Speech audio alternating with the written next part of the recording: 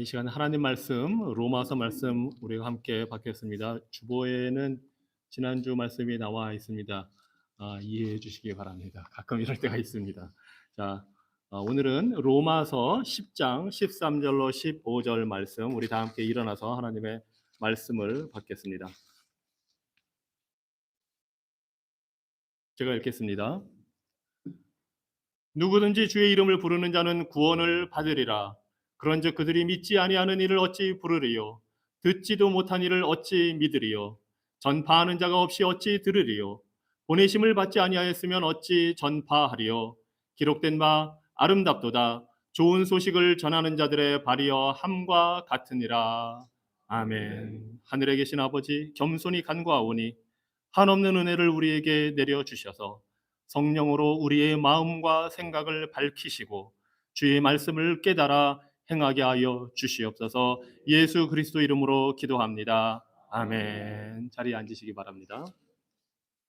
오늘 말씀은 사도 바울이 어떻게 하나님께서 구원을 이루시는지 그 구원의 방법을 전해주고 있습니다. 바로 전도라는 방법을 통해서 하나님은 구원하신다고 합니다. 누구든지 주의 이름을 부르는 자는 구원을 받으리라. 그런데 그 구원을 받는 방법은 바로 좋은 소식을 전하는 사람들이 있기 때문입니다. 그래서 오늘 우리는 건강한 교회의 특징 중에 하나로서 전도에 대해서 함께 살펴보려 합니다. 건강한 교회는 말씀 중심으로 복음이 무엇인지 바로 이해하고 이제 이 복음을 전하는 교회입니다. 그런데 전도라고 하면 좀 부담이 되는 것도 사실입니다. 전도하라는 얘기를 많이 들었는데 어떻게 전도를 해야 되는지 그 방법에 대해서도 고민이 많고 또 무엇을 전해야 하는지도 또 궁금할 때가 있습니다. 그리고 또 교회마다 좀 다르겠지만 어떤 교회에서는 이 전도해서 누군가를 교회를 데려와야 뭐 안수 집사가 된다든가 장로가 된다든가 하는 그런 또 나름대로 규칙을 갖고 있는 교회도 있습니다. 상당히 부담되는 일이 아닐 수 없습니다. 그래서 오늘은 성경이 말하는 전도가 무엇인지 우리가 바로 이해해서 건강한 교회가 되려면 또 건강한 교회는 어떻게 전도를 하는 것인지 살펴보고자 합니다. 전도는 교회를 부흥시키거나 성장시키기 위해서 하는 것이 아닙니다. 전도는 교회가 부흥하려고 성장하려고 하는 것이 아닙니다. 건강한 교회가 성장하는 것이고 건강한 교회가 전도를 합니다. 이것이 거꾸로 되면 안 됩니다. 건강한 교회는 말씀을 통해 복음을 바로 이해하고 전도하는 교회입니다. 이런 전도를 통해서 하나님을 모르고 죄를 짓고 살던 죄인들이 회심하고 변화를 받게 되는 것입니다. 회심은 말 그대로 변화입니다. 죄를 짓던 삶에서 그 죄를 회개하는 것으로 또 자기 자신만 믿고 이 세상에서 나만 믿고 살다가 이제는 예수 그리스도를 믿고 신뢰하고 사는 것으로 변화를 받아서 하나님과 가로막혔던 그 죄의 문제가 해결받고 하나님과 화해하는 것, 이것이 회심입니다. 그런데 이 복음을 듣고 회심을 하는 이런 것을 전도하는 것을 우리가 인간적인 방법으로 하는 것이라고 생각한다면 오해입니다. 만약에 그렇게 생각한다면 많은 사람들을 교회로 끌어들이기 위해서 많은 사람들이 변화를 받도록 하기 위해서 우리는 여러 가지 방법을 고안해낼 수가 있습니다. 그래서 2차 대각성이라고 미국에서 불렸던 1830년대, 40년대, 5, 60년대를 지나면서 그 당시 전도했던 방법 중에 하나가 역사적으로 찰스 핀이라는 그 사람이 고안한 방법이 무엇이었냐면 동네마다 먼저 가서 사람들을 보내서 다 초대를 한 다음에 그 과정에 음악대를 동원해서 찬송가를 부르고 막 사람들을 관심을 갖게 하고 이 천막을 치고 텐트에서 모여서 찬양을 막 몇 시간을 합니다. 그리고 감정을 끌어올리고 고조시킨 다음에 예수님을 믿지 않으면 지옥 간다는 그런 이제 말씀을 전합니다. 그리고서 사람들을 불러 모아서 지금 결단하고 믿으라는 그런 방법을 많이 사용을 했습니다. 그때 이 찰스 핀이라는 사람은 자신이 어떻게 하면 사람들을 많이 회심시키고 개종시킬 수 있을지를 연구해서 그런 방법을 개발해 냈던 것입니다. 자, 그런데 회심이 우리 인간적인 노력으로 되는 것이 아니라 철저하게 하나님께서 하는 일이라고 우리가 이해하고 받아들인다면, 우리는 그런 인간적인 방법으로 전도하는 것이 아니라 하나님이 원하시는 성경적인 방법으로 전도를 이해하고 전도하게 되는 것입니다. 그래서 우리가 어떻게 전도하는지에 따라서 우리 교회가 건강한지가 결정이 됩니다. 전도를 하지 않는다면 그 교회는 쇠약해지고 죽게 될 것입니다. 전도는 해야 되는 하나님의 명령입니다. 하지만 만일에 잘못된 방법으로 전도한다면 정말로 예수님을 구주로 고백하고 믿는 사람들이 모이게 되는 것이 아니라, 겉으로는 예수님을 믿는 것 같지만 이 마음의 변화가 없이 그저 종교 생활을 하는 사람들로 채워지게 될 것입니다. 그렇게 되면 그 교회는 점점 병들게 되고 건강하지 못하고 많은 문제를 겪게 됩니다. 그러다가 그 교회가 심지어는 죽게 될 수도 있습니다. 그래서 우리는 전도에 대해서, 회심이라는 것에 대해서 성경적으로 올바로 이해하고 성경적인 방법으로 전도를 해야 합니다. 건강한 교회는 이 하나님이 행하시는 이러한 회심, 우리가 일으키는 회심이 아니라 하나님이 이루시는 회심, 변화된 삶을 우리의 삶을 통해서 보여주면서 그리스도의 복음을 바로 전하는 것입니다. 그리고 그 복음이 무엇인지에 대해서는 지난주에 제가 여러분께 말씀드렸습니다. 혹시 듣지 못한 분이 있다면 유튜브에 들어가셔서 우리 교회 유튜브로 그 복음의 내용이 무엇인지를 한번 보시기 바랍니다. 그래서 전도에서 가장 중요한 것은 내가 어떻게 하느냐 하는 방법이 아니라 바로 하나님의 말씀입니다. 하나님은 일찍이 이사야 선지자를 통해서 이렇게 말씀하셨습니다. 이사야서 55장 11절에서 나의 입에서 나가는 말도 내가 뜻하는 바를 이루고 나서야, 내가 하라고 보낸 일을 성취하고 나서야 나에게로 돌아올 것이다. 우리가 하나님의 말씀으로 복음을 증거하면 하나님의 말씀의 능력이 한 사람의 영혼을 변화시키는 그 역사를 일으키게 된다는 것입니다. 그래서 우리가 전도할 때 사람들에게 일어나는 변화, 회심, 개종, 이것이 무엇인지를 먼저 좀 성경적으로 이해할 필요가 있습니다. 우리 모든 죄인들은 변화를 받아야 합니다. 좀 더 나은 사람으로 바뀌는 정도가 아니라 완전히 마음의 변화가 일어나는 회심이 분명히 필요합니다. 이것이 성경의 죄인을 향한 진단이고 성경에서 가르치는 진리의 말씀입니다. 그런데 이 회심이라는 것은 내가 좀 더 나은 사람 정도가 되는 것이 아니라 완전히 다른 사람으로 변하는 것인데, 그것은 바로 우리가 인생의 삶의 주인 노릇하며 내 마음대로 살던 그런 삶의 방식으로부터 벗어나서 하나님이 우리 삶의 주권자이시고 하나님이 우리 삶의 왕이시고 하나님이 우리 삶을 이끄시고 인도하신다는 사실을 인정하는 것이 바로 그 회심의 변화의 모습입니다. 우리의 과거의 죄는 다 용서받아야 하나님 앞에 살 수 있습니다. 그뿐만이 아니라 우리 현재의 삶의 생활의 그 방향, 가치관이 재정립되어야 합니다. 죄 짓는 방식을 따라서 세상의 가치관을 따라서 사는 것이 아니라 하나님을 왕으로 모시고 사는 그런 가치관으로 현재의 삶이 바뀌어야 합니다. 이것이 회심입니다. 또한 그뿐만이 아니라 이제 우리의 미래에 갈 곳, 우리의 미래의 운명이 선하신 하나님의 심판을 받아야 하는 그 지옥 형벌에서부터 벗어나서 천국의 영원한 삶, 하나님의 은혜의 용서의 삶이 보장되어 있다는 그 방향으로 바뀌는 것. 그래서 과거로부터 현재와 미래의 모든 삶이 바뀌는 것, 이것이 바로 진정한 회심이고 변화입니다. 그냥 내가 마음을 좀 고쳐 먹었다 정도가 아니라는 것입니다. 그래서 이 회심은 우리의 마음도 변화되는 것이지만 그뿐만이 아니라 이제는 우리가 삶의 가치관이 변했기 때문에 우리 삶의 방식도 달라지고 우리 삶의 모습도, 삶의 자세도 우리의 태도도 다 변화받는 것을 말합니다. 그래서 삶이 바뀌었기 때문에 열매 맺는 것이 달라지는 것입니다. 예전에는 죄의 열매를 맺었다면 이제는 성령의 열매를 맺는 것으로 바뀐 삶, 이것이 회심입니다. 그런데 이것은 우리가 할 수 있는 일이 아니지 않습니까? 그래서 성경은 회심이 거듭남이라고 말씀하십니다. 요한복음 3장에 보면 니고데모가, 유대 종교 지도자인 니고데모가 예수님을 찾아와서 어떻게 하면 구원을 받을 수 있습니까? 하고 물어보는 장면이 나옵니다.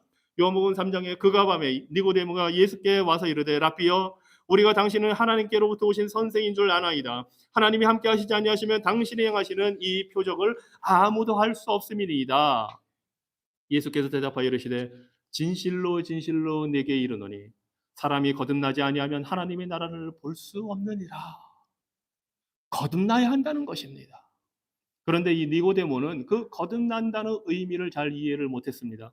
사람이 늙으면 어떻게 날 수 있사옵나이까? 나같이 늙은 사람이 두 번째 모태에 들어갔다가 날 수 있사옵나이까? 예수께서 이르시되 진실로 진실로 내게 이르노니 사람이 물과 성령으로 나지 아니하면 하나님의 나라에 들어갈 수 없느니라.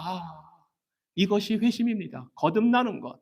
그런데 이 거듭난다는 거 영어로는 born again이라고 하는데 헬라의 원어의 그 뜻은 거듭난다, 다시 태어난다도 있지만 하늘로부터, 위로부터 태어난다라는 의미도 같이 있습니다. born again, born from above. 천국의 하늘나라에서부터 태어나는 것이라야. 그래서 예수님이 물과 성령으로, 물로 죄 씻음의 상징 표현입니다. 성령으로 거듭난 것, 바뀌는 것, 성령으로 태어나는 것을 말하는 것입니다. 이것이 회심입니다. 회심은 거듭남입니다. 그래서 요엘 선지자도 이미 구약에서 이 사실을 밝혀주었습니다. 요엘서 2장 32절에서 로마서 10장 15절에서 13절에서 인용한 말씀이 바로 이 말씀입니다. 누구든지 여호와의 이름을 부르는 자는 구원을 얻으리니 이는 나 여호와의 말대로 시온산과 예루살렘에서 피할 자가 있을 것이며 남은 자 중에 나 여호와의 부름을 받을 자가 있을 것임이니라. 여호와의 이름을 부르는 자는 구원을 받는다 했는데 누가 여호와의 이름을 부르느냐? 바로 주님께서 부르신 자들, 즉 하나님이 태어나게, 다시 태어나게, 거듭나게 하시는 자들, 하늘로부터 태어나게 하시는, 성령으로 태어나게 하시는 자들이 하나님의 이름, 예수 그리스도의 이름을 불러서 구원을 받게 된다는 것입니다. 그래서 이 회심, 거듭난다는 것은 하나님이 주권적으로 하시는 일입니다. 성령의 역사로만 가능한 일입니다. 우리가 전도를 해서 어떤 사람이 회심된다고 한다는 것은 하나님의 말씀을 통해 성령께서 역사하심으로 일어나는 일이지 우리의 방법이 좋았기 때문에 일어나는 일이 아니라는 것입니다. 에스겔서 11장 19절에서 그 강팍해진 이스라엘 백성들의 마음을 바꾸는 일을 하나님께서 하신다고 하십니다. 내가 그들에게 한 마음을 주고 그 속에 새 영을 주며 그 몸에서 돌 같은 마음을 제거하고 살처럼 부드러운 마음을 주겠다. 하나님이 말씀하십니다.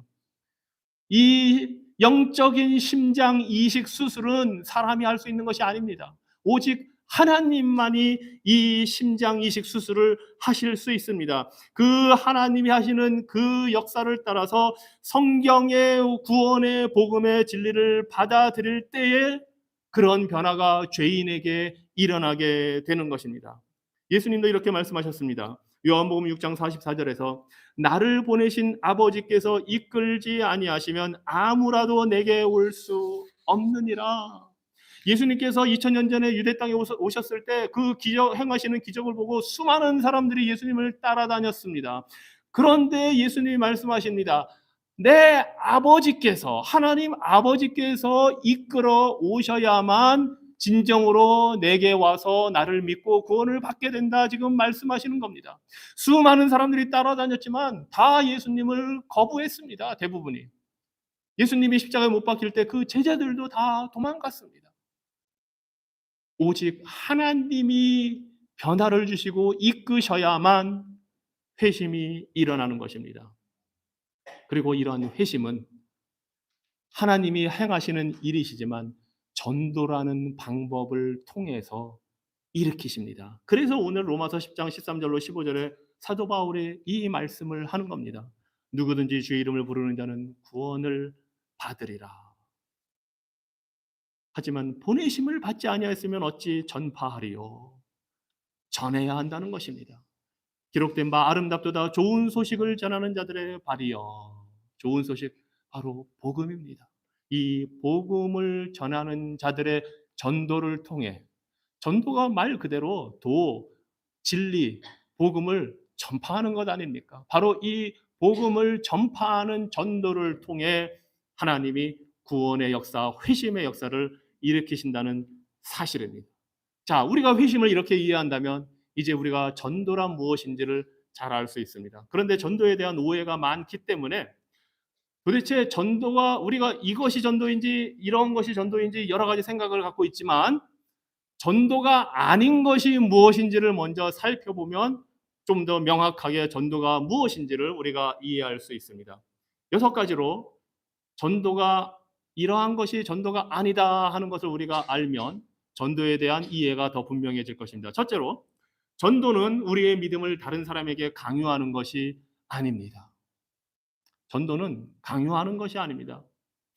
내가 가지고 있는 신념이나 내가 옳다고 믿어서 그것을 받아들이라고 하는 것이 아닙니다. 전도는 복음의 진리, 그 복음의 진리는 우리가 알든 모르든 믿든 믿지 않든 분명히 하나님께서 주신 객관적인 진리이고 사실입니다. 그 객관적인 진리로서의 복음을 그대로 증거하는 것이 전도이지, 그걸 내가 옳다고 믿었기 때문에 너무 안타까운 나머지 이걸 꼭 믿어봐라고 강요해서 되는 일이 아니라는 것입니다.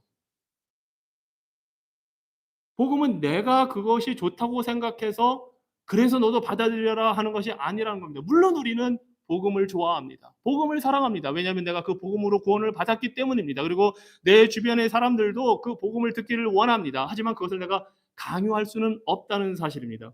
성경적인 전도는 이 복음의 좋은 소식, 복된 소식을 그대로 증거하고 전하는 것뿐입니다. 상대방이 듣는 자가 이것을 올바르게 이해하고 그 복음을 듣고서 바꾸고 뭔가 변화가 일어나는 것을, 그런 것까지 우리가 할 수 있는 일이 아니라는 것입니다.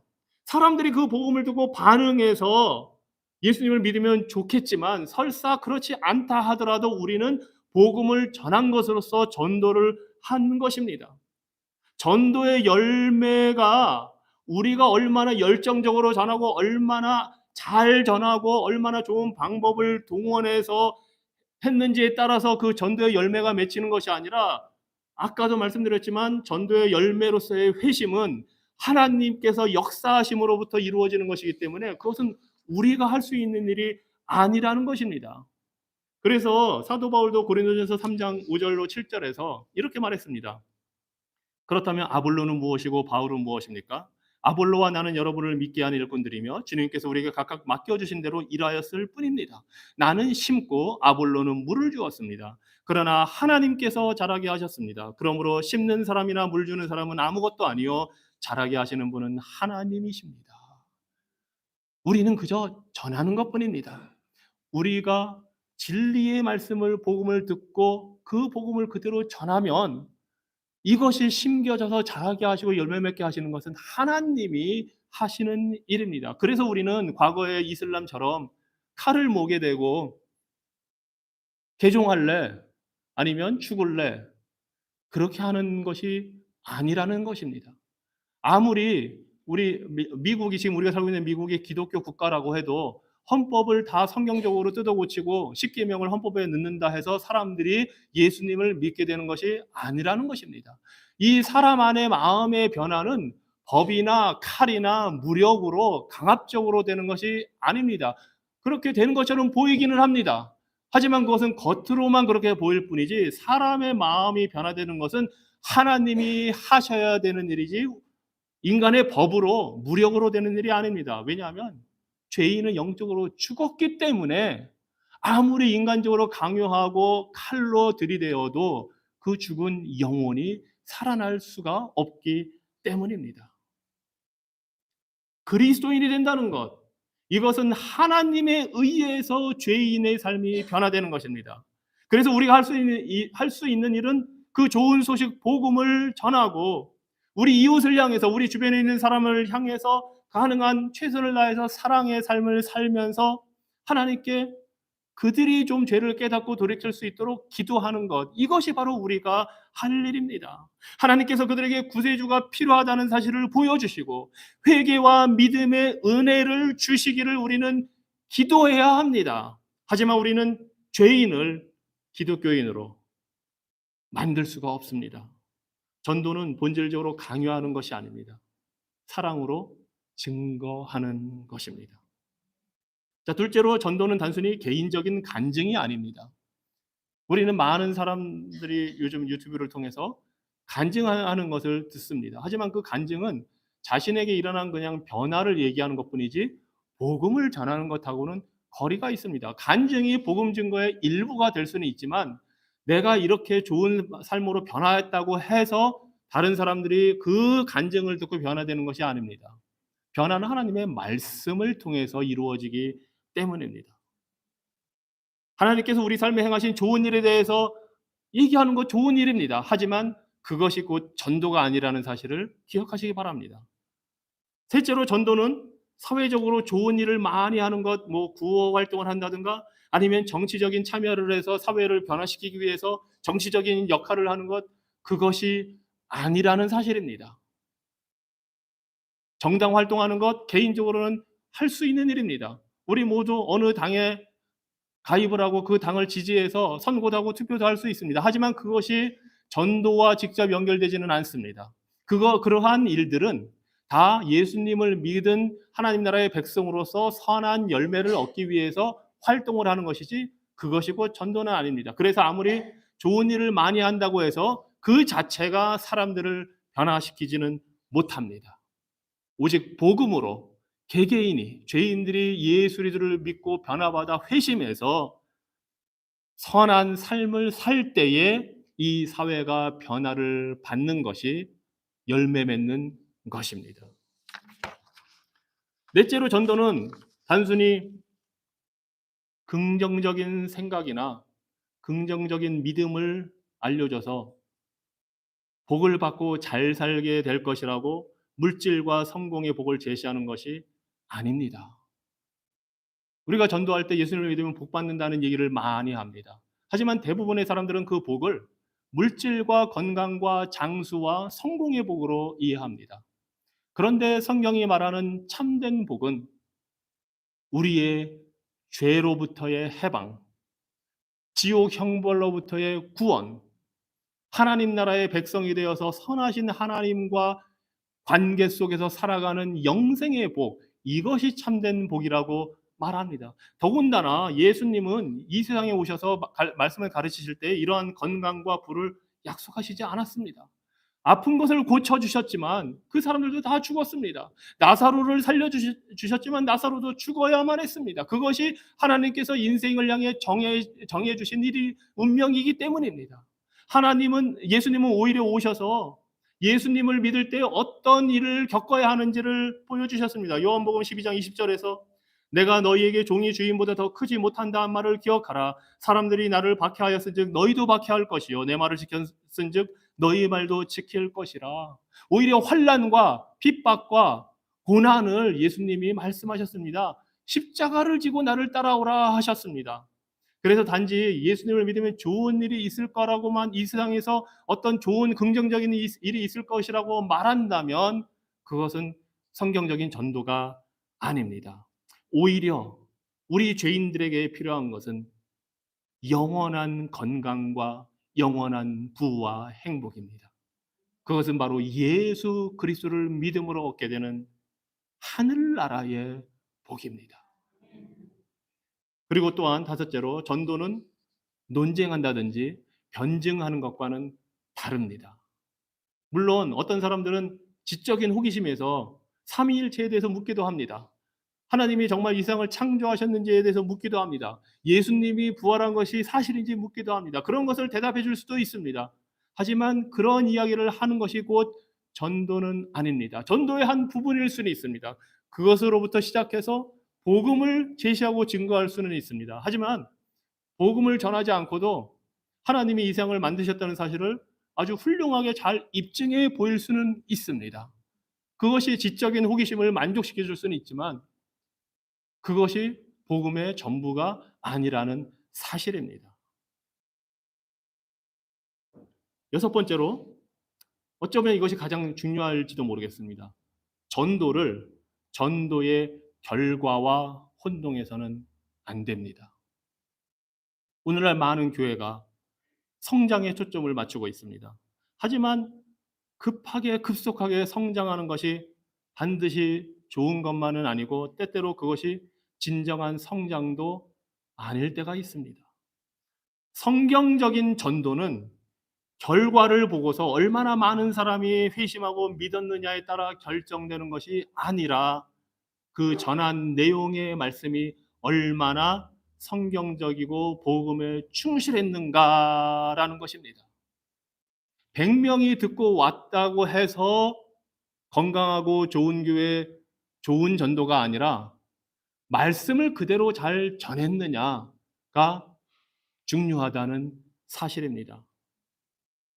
사도행전에서도 바울이 그렇게 많이 선교 여행을 다니고 복음을 전했지만 모든 사람들이 믿은 것이 아닙니다. 예수님 때와 마찬가지였습니다. 고린도후서 2장 15절 16절에 보면 우리는 구원을 얻는 사람들 가운데서나 멸망을 당하는 사람들 가운데서나 하나님께 바치는 그리스도의 향기입니다라고 사도 바울이 말합니다. 그러나 멸망을 당하는 사람들에게는 죽음에 이르게 하는 죽음의 냄새가 되고 구원을 얻는 사람들에게는 생명에 이르게 하는 생명의 향기가 됩니다. 사도 바울은 똑같은 복음, 한 가지 복음 말씀을 진리를 전했는데 어떤 사람에게는 이것이 생명을 얻는 좋은 향기이고 그리스도의 향기이고 어떤 사람에게는 이것이 멸망을 당하게 되는 사망의 향기라는 것입니다. 죽음의 냄새라는 것입니다. 똑같은 복음을 전했는데 어떤 사람들은 믿고 반응하고 회심하는데 어떤 사람들은 그렇지 않다는 사실입니다. 만약에 이 결과로만 전도를 평가한다면 사도 바울은 성공적인 전도자가 아니라는 겁니다. 예수님도 마태복음 13장에서 씨 뿌리는 비유를 통해서 이와 같은 사실을 말씀하셨습니다. 여러분 잘 아시듯이 농부가 나가서 씨를 뿌리는데 길가에도 떨어지고 돌짝밭에도 떨어지고 가시덤불에도 떨어지고 좋은 땅에도 떨어집니다. 이 비유에서 핵심은 같은 복음의 말씀을 들어도 똑같은 메시지를 들어도 사람들의 반응이 다 다르고 결과가 다를 수 있다는 것입니다. 이 비유가 가르치는 것은 농부가 나가서 돌을 다 제거해야 된다든지 가시덤불을 다 없애야 된다든지 아니면 그 밭이 스스로 알아서 돌을 퍼내고 가시를 없애고 그런 식으로 변화를 줘야 된다는 것이 아닙니다. 그저 하나님의 말씀이 떨어졌을 때 어떤 반응이 나오는지를 보여주는 것뿐입니다. 이것을 이해하지 못하면 막 우리가 뭔가 노력을 해야 된다고 생각하게 됩니다. 그래서 막 우리 마음에 있는 돌들을 다 드러내야 되고 우리 마음을 덮고 있는 가시덤불, 염려, 근심, 걱정을 다 없애야 그때서야 비로소 열매를 맺게 된다고 잘못 이해를 하게 됩니다.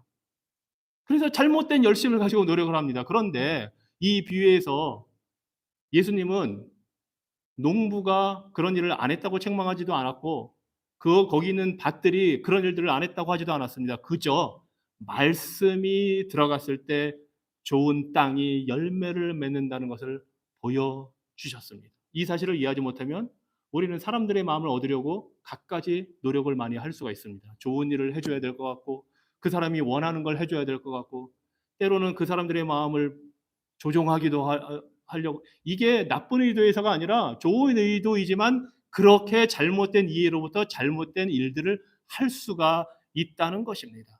그래서 교회도 그런 방법으로 성장을 해야 된다고 착각을 할 수가 있다는 것입니다. 하지만 우리가 복음을 전할 때 이 비유를 통해서 우리는 반응하지 않는 사람들이 더 많을 수도 있다는 사실을 알아야 합니다. 반응하는 사람은 네 가지 종류의 밭 중에 한 종류밖에 없었습니다. 나머지 세 종류는 반응을 하지도 않을 수 있다는 것입니다. 사람들이 우리가 전한 복음을 받아들이지 않는다고 해서 우리가 그 복음을 전하는 제시하는 방식이 틀린 것이 아니라는 겁니다. 그저 우리는 말씀을 그대로 전하면 됩니다. 그래서 성공적인 전도는 우리의 방법의 문제가 아니라 우리가 얼마나 신실하게 그 복음의 말씀을 전했느냐 하는 문제입니다. 전도에 있어서도 우리가 아니라 하나님이 주권자이십니다. 하나님은 전도를 통해서 택한 자를 구원하십니다. 그래서 사도 바울이 고린도에서 그 어려운 가운데에서 고민함에 있을 때 사도행전 18장에서 주님이 나타나서 말씀하십니다. 밤에 주께서 환상 가운데 바울에게 말씀하시되 두려워하지 말며 침묵하지 말고 말하라. 내가 너와 함께 있으며 어떤 사람도 너를 대적하여 해롭게 할 자가 없을 것이니 이는 이 성중에 내 백성이 많음이라 하시더라. 하나님이 고린도에도 택한 백성이 있으니 듣지 않는다고 해서 낙심하지 말고 담대하게 전하라 말씀하시는 것입니다. 하나님이 택한 자들은 언젠가 그 복음의 말씀을 듣고 반응하고 회심하고 예수님을 믿게 되는 것입니다. 그래서 놀랍게도 전도의 명령은 하나님의 선택이라는 이 놀라운 진리와 연결되어 있습니다. 하나님은 택한 자를 미리 지정해 놓으셨고 그들이 전도라는 방법으로 구원 얻게 하십니다. 하나님이 선택했다는 것이 우리가 전도를 안 해도 된다는 의미가 아닙니다. 하나님이 누군가를 구원받을 자를 택해 놓으셨기 때문에 우리는 나가서 그들에게 복음을 전해야 합니다. 그들이 이 말씀을 듣고 반응하게 되기 때문입니다. 자, 그러면 이제 우리는 어떻게 복음을 전해야 하겠습니까? 어떻게 전도를 해야 하겠습니까? 무엇보다 말씀을 전하고 그 복음을 있는 그대로 전해야 합니다. 그래서 전도에 대해서 방법을 너무 신경 쓰지 마시고 여러분들이 있는 환경과 형편에서 솔직하게 있는 그대로 복음을 알려주십시오. 그것이 전도의 가장 기본적이면서도 중요한 부분입니다. 아, 내가 어떤 방법을 꼭 알아야만 하겠구나. 알면 좋을 때도 있습니다. 하지만 그것을 모른다고 해도 걱정할 필요는 없습니다. 그렇다면 우리는 어떻게 전도해야 될까요? 무엇보다도 우리는 기도해야 됩니다. 기도합니다. 사도 바울이 로마서 10장 1절에서 이렇게 합니다. 형제들아 내 마음에 원하는 바와 하나님께 구하는 바는 기도하는 것은 이스라엘을 위함이니 곧 그들로 구원을 받게 함이라. 사도 바울은 이스라엘 백성들 자신의 동포들이 구원받게 해달라고 하나님께 기도합니다. 그래서 우리도 믿지 않는 우리 가족, 친척, 친구, 이웃을 위해서 기도해야 합니다. 그들이 복음을 들을 때에 회개하고 믿을 수 있도록 기도하십시오. 그리고 사람들에게 복음을 증거할 때에 회개하고 믿으면 구원을 받게 될 것이지만 때로는 그 대가를 치러야 할 수도 있다는 것을 솔직하게 얘기해야 됩니다. 무조건 좋은 소식만 전한다고 해서 잘 되고 성공하는 것만을 이야기하는 것이 아니라 말씀 복음 그대로 전해서 때로는 아까 말씀드린 것처럼 예수님 믿는다고 해서 모든 문제가 잘 풀리고 해결되는 게 아니라 어려움을 겪을 수도 있음을 알려줘야 됩니다. 그것이 우리 주변에서 이 미국 땅에서 보는 현상 아닙니까? 남미의 많은 사람들이 카톨릭인데 그들이 우리 교회로 오면 그 집에서 박해합니다. 유대인들 중에 예수님을 믿으면 그 집에서 추방됩니다. 그런데 그런 사실, 그런 어려움, 환란이 있어도 그것이 예수님을 믿는 부분이라고 솔직하게 복음의 부분이라고 얘기해 줄 때에 하나님의 말씀이 사람의 속에서 역사해서 그들을 변화시킵니다. 좋은 소식은 나쁜 우리의 상태가 하나님의 은혜로 변화되기 때문에 좋은 소식이지 이 세상에서 화려하고 좋은 일들이 있기 때문에 그것을 말해줘서 좋은 소식이 아니라는 것입니다. 이러한 사실은 성경에도 너무나 많이 나와 있습니다. 사도 베드로가 오순절 이후에 복음을 전할 때 이스라엘 백성들을 향해서 전할 때 아주 적나라하게 그들의 죄를 지적합니다. 사도행전 2장에 보면 이렇게 나옵니다. 이스라엘 동포 여러분, 이 말을 들으십시오. 여러분이 아시는 바와 같이 나사렛 예수는 하나님께서 기적과 놀라운 일과 표징으로 여러분에게 증명해 보이신 분입니다. 하나님께서는 그를 통하여 여러분 가운데서 그 모든 일을 행하셨습니다. 이 예수께서 버림을 받으신 것은 하나님이 정하신 계획을 따라 미리 알고 계신 대로 된 일이지만, 여러분은 그를 무법자들의 손을 빌어서 십자가에 못 박아 죽였습니다. 이것이 사도 바울이 이스라엘 백성들 앞에서 여러분이 예수 그리스도를 죽였다 하고 지금 그 죄를 적나라하게 지적하고 있는 것입니다. 이 예수를 하나님께서 살리셨습니다. 우리는 모두 이 일의 증인입니다. 그러므로 이스라엘 온 집안은 확실히 알아두십시오. 하나님께서는 여러분이 십자가에 못 박은 이 예수를 주님과 그리스도가 되게 하셨습니다. 자, 이렇게 죄를 지적할 때 사람들이 이 말을 듣고 항의하여 이르되 물러가라 가 성경에 없습니다. 사람들이 이 말을 듣고 마음이 찔려서 형제들이여 우리가 어떻게 하면 좋겠습니까?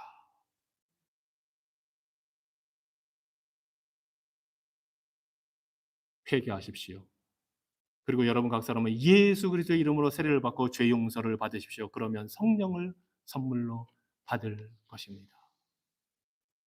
전도란 사람들에게 자신이 얼마나 죄인인지를 깨닫게 하고 예수 그리스도의 구원의 소식을 나누는 것입니다. 이것이 우리가 하는 일입니다.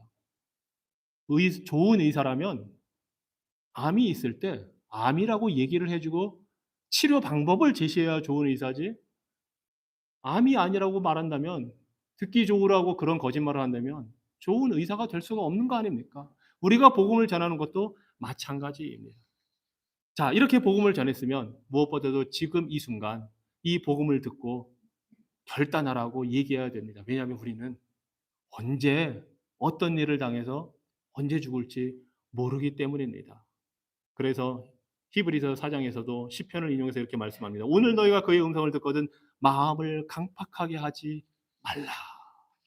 듣는 자에게 이 복음을 받아들이는 것이 얼마나 긴급한 일인지를 이야기해 주셔야 합니다. 그리고 무엇보다 이 복음을 듣고 예수님을 믿었을 때에 어떤 좋은 일이 있는지를, 어떤 기쁨이 기다리고 있는지를 전해 주셔야 됩니다. 죄를 지적하고 또 예수님을 믿으면 어떤 대가가 따르는지에 대해서도 얘기해 줘야 되지만, 예수님을 믿음으로 얻는 구원과 하나님과의 회복과 하나님이 주시는 그 평안의 복이 얼마나 큰지를 알려주셔야 됩니다. 예수 믿으면 우리의 죄가 용서받고 우리의 삶의 의미와 목적이 바로 되고, 우리가 죄로부터 자유함을 얻고 새로운 공동체를 만나서, 신앙의 공동체를 만나서 얼마나 풍성한 삶을 누리게 되는지, 또한 하늘에 우리에게 예비된 영원한 복된 삶이 기다리고 있다는 그 확신과 소망이 얼마나 큰지를 그대로 이야기해 주셔야 됩니다. 비록 어려운 일을 이곳에서 겪는다 할지라도 우리가 받게 될 그 상급과 복이, 행복이 얼마나 큰지를, 얼마나 더 가치 있는지를 보여주셔야 됩니다.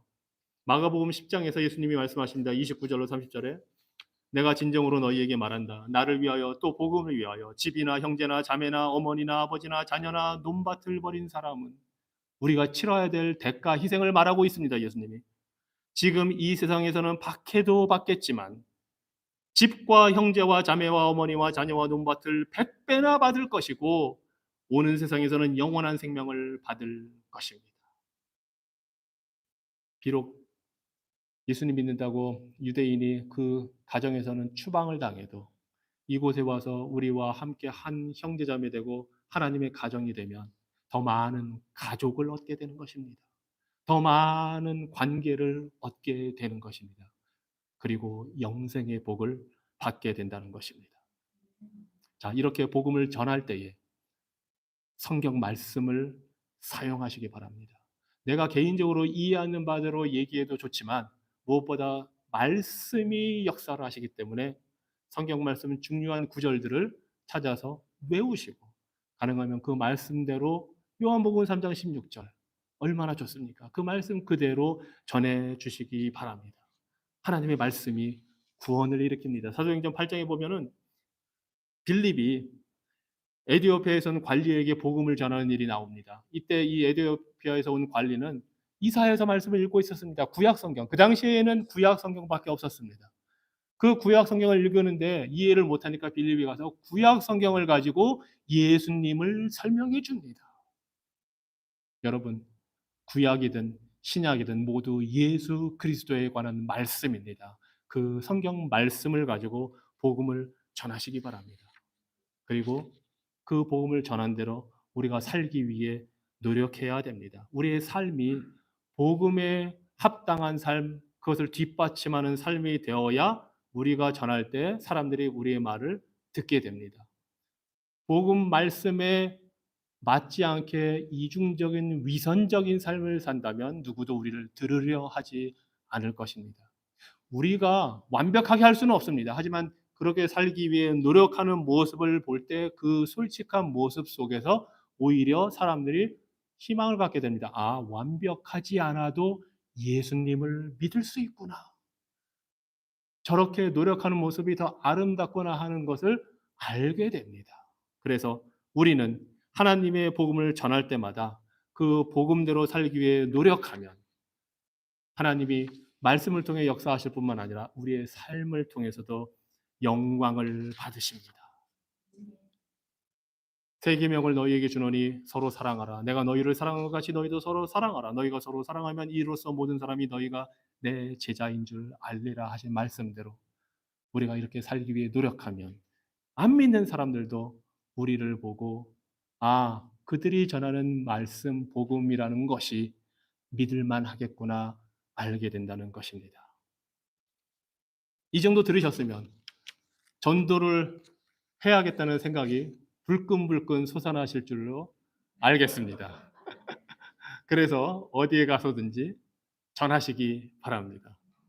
전도는 사람들을 우리가 개종시키는 것이 아니라 하나님이 이루시는 놀라운 역사를 전하는 것입니다. 그래서 이렇게 이런 마음을 갖고 전도할 때 우리가 부담을 가질 필요가 없습니다. 우리가 변화시키는 것이 아니기 때문에 우리는 그저 전달자이기 때문에 신실한 전달자가 되면 증거자가 되면 됩니다. 그러면 부담스럽게 여기는 것이 아니라 이것을 우리의 특권으로 알게 되고 아, 이것이 즐겁고 기쁜 일이구나 하는 것을 알게 됩니다. 전도의 결과는 나에게 달려있는 것이 아니기 때문입니다. 또한 우리가 이렇게 전도할 때 이것이 바로 우리가 하나님을 사랑하고 이웃을 사랑하는 것입니다. 하나님에 대한 좋은 소식, 예수 그리스도에 대한 좋은 소식을 전할 때 그것이 바로 하나님을 사랑하는 것입니다. 또한 믿지 않는 자들에게 그 복음을 전해줄 때 그것이 바로 그들을 사랑하는 것입니다. 그래서 전도는 우리에게 기쁨이 되는 것이고 우리가 하나님을 사랑하고 이웃을 사랑하는 증거가 되는 것입니다. 그리고 이런 일을 할 때에 우리 하나님이 영광을 받으십니다. 우리의 전도를 통해서 비록 그 결과가 당장에 보이지는 않아도 하나님은 그 우리가 전도했다는 그 사실만으로도 하나님은 영광을 받으십니다. 하나님이 기뻐하십니다. 여러분, 전도는 우리에게 주어진 무거운 의무와 부담이 아니라 우리에게 주신 명령이며 특권입니다. 예수님이 마태복음 28장 마지막 절에서 가서 모든 족속으로 제자를 삼으라고 제자들에게 명령하셨을 때 그 명령은 모든 그리스도인들을 향해 있습니다. 그래서 우리는 부담 없이 결과는 하나님께 맡기고 우리 주변에 있는 사람들에게 복음을 증거할 수 있습니다. 전도는 교회를 성장시키거나 부흥시키기 위해서 하는 것이 아닙니다. 오히려 건강한 교회가 성장을 하고 건강한 교회가 전도를 합니다. 그래서 전도는 순종의 문제입니다. 순종하면 됩니다. 기도하겠습니다.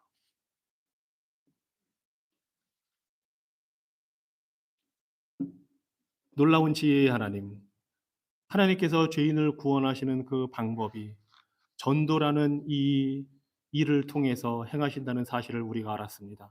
전도의 결과가 우리에게 달려있지 않다는 사실을 알았습니다.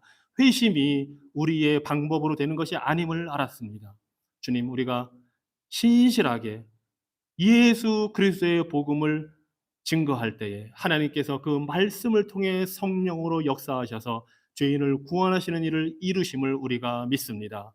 주님, 이 전도가 우리에게 기쁨이 되고 우리의 특권으로서 하나님의 영광을 위해 하나님을 사랑하고 이웃을 사랑하는 일로 우리가 이해하고 건강한 교회로서 전도하기 원하오니 하나님, 우리 새마음 교회를 사용하여 주시옵소서. 예수님 이름으로 기도합니다. 아멘. 은혜가 풍성하신 영광의 아버지께서 성령님을 통해 여러분의 속사람을 능력으로 강하게 하시고 믿음으로 그리스도께서 여러분의 마음에 거하셔서 여러분이 사랑의 뿌리를 받고 기반을 다져 모든 성도들과 함께 헤아릴 수 없는 그리스도의 사랑의 폭과 길이와 높이와 깊이를 깨달아 알고 하나님의 모든 풍성하신 은혜가 여러분에게 넘치기를 축원하노라.